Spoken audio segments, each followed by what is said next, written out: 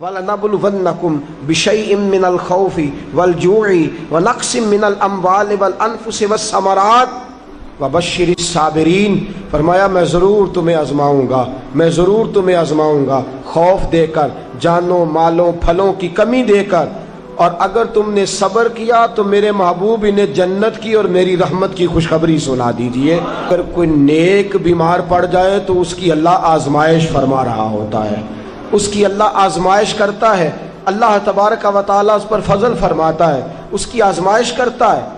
پھر ان مصیبتوں پر جو شخص صبر کرے، رب فرماتا ہے اگر میری رضا پہ راضی ہو گیا تو ان اللہ مع الصابرین، باقی نیکیوں پر میں ثواب دیتا ہوں، اور جو کوئی صبر کرتا ہے رب فرماتا ہے میں اس کا بن جایا کرتا ہوں، صبر کرنے والوں کے ساتھ ہو جاتا ہوں۔ اور جب اللہ آزمائش ڈالتا ہے نا تو جو کام سیدھے ہوتے ہیں وہ بھی الٹے ہونے شروع ہو جاتے ہیں۔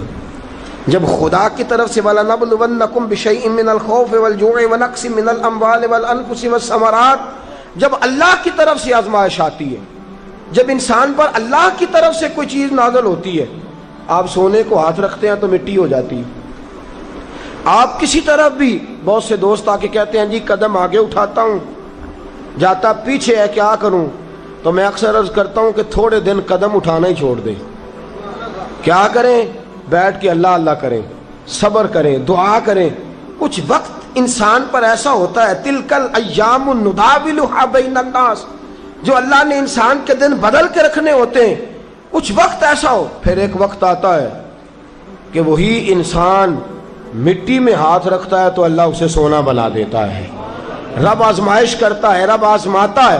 جو لوگ مصیبتوں پر صبر کرتے ہیں، جو لوگ مصیبتوں پر صبر کرتے ہیں، سید عالم نور مجسم شفیع معظم صلی اللہ تعالی علیہ وسلم نے فرمایا، رب فرماتا ہے ایک بندہ اللہ کی بارگاہ میں کھڑا ہوا، قیامت کا دن ہے، فرشتے نامہ اعمال کھولنے لگے۔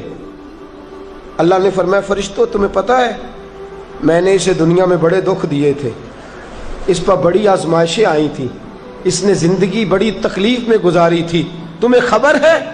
یا اللہ ہم جانتے ہیں، بڑا صابر ہے، بڑا صابر ہے، اس نے صبر کے ساتھ وقت گزارا، صبر کے ساتھ اپنے اوقات کو طے کیا۔ رب فرماتا ہے جو اتنا صبر کرے میں اس کا نامہ اعمال ٹٹولوں، اس کا نامہ اعمال کھولتے ہوئے مجھے شرم آ رہی ہے، سارا کچھ لپیٹ دو اور بغیر حساب کتاب اسے جنت میں داخل کر دو۔ یہ صبر کرنے والا ہے، یہ صبر کرنے والا ہے۔ بڑی خوبصورت حدیث، بڑی، بخاری شریف میں موجود ہے۔ بخاری شریف کی یہ حدیث ایسی ہے جسے میں جب بھی پڑھتا ہوں میں چوم لیتا ہوں۔ حدیث کیا ہے؟ رسول کریم صلی اللہ تعالی علیہ وسلم نے فرمایا، رب فرماتا ہے ایک بندہ ہے، اس کو میں نے آنکھیں نہیں دی، اس کو میں نے آنکھیں نہیں دی، اندھا ہے، پیدائشی اندھا ہے یا بعد میں کسی وجہ سے ہو گیا، اس کے پاس آنکھیں نہیں، لیکن اس نے زندگی بھر صبر کیا، اس نے زندگی بھر صبر کیا۔ صبح قیامت وہ کھڑا ہوا تو رب کریم نے فرشتوں سے فرمایا، فرشتوں اس کو میں نے آنکھیں نہیں دی، بیچارہ نہ بیٹی دیکھ سکا نہ بیٹا، نہ باپ دیکھ سکا نہ ماں، یہ کوئی دنیا کا نظارہ نہیں کر سکا، تم بتاؤ اس کا اجر کیا ہے؟ فرشتے کہتے ہیں مولا جنت کا اعلیٰ درجہ دے دے، اللہ اسے بے حساب بخش دے۔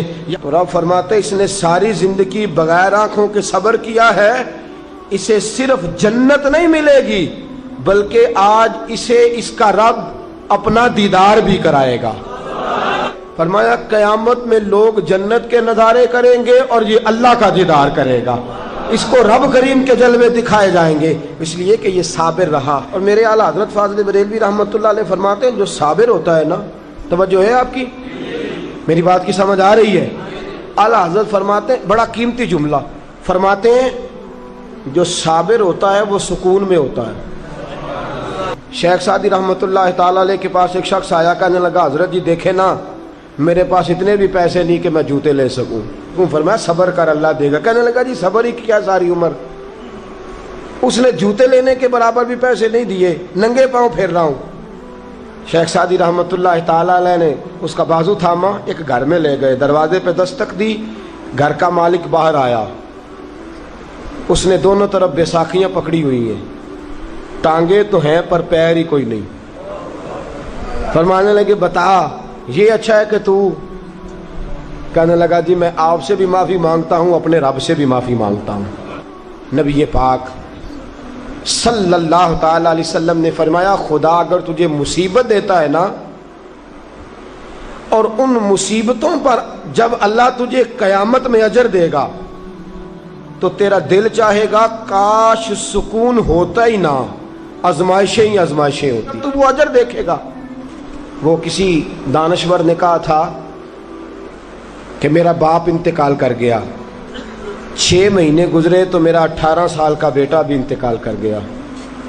کہنے لگے میں نے اپنے 80 سال کے باپ کا جنازہ اٹھایا تو میری کمر نہیں جھکی، لیکن جب 18 سال کے بیٹے کا جنازہ اٹھانے لگا تو میری کمر جھک گئی، اور رو کے کہنے لگا لوگوں باپ کا جنازہ پڑھنا آسان ہے، دعا کرو کسی کو بیٹے کا جنازہ نہ پڑھنا پڑ جائے، بڑا مشکل کام ہے، بڑا کٹھن مرحلہ ہے۔ حضرت ابو ہریرہ رضی اللہ تعالیٰ عنہ فرماتے ہیں اللہ کے محبوب صلی اللہ تعالیٰ علیہ وآلہ وسلم کے صاحبزادے جناب ابراہیم علیہ السلام فرماتے ہیں حضور کے صاحبزادے آپ رات کو جب ان کی ولادت ہوئی تو نبی کریم علیہ السلام ہمارے درمیان آئے۔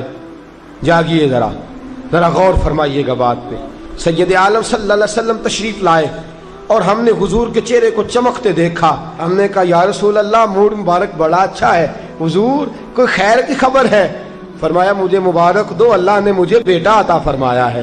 فرماتے ہیں اگلے ہی دن، ایک روایت ہے کچھ عرصے کے بعد، ایک روایت ہے اگلے ہی دن ظہر کے بعد میرے محبوب نے پیار کرنے کے لیے بیٹا اٹھایا اور صاحبزادے کی سانسیں اکھڑنے لگی۔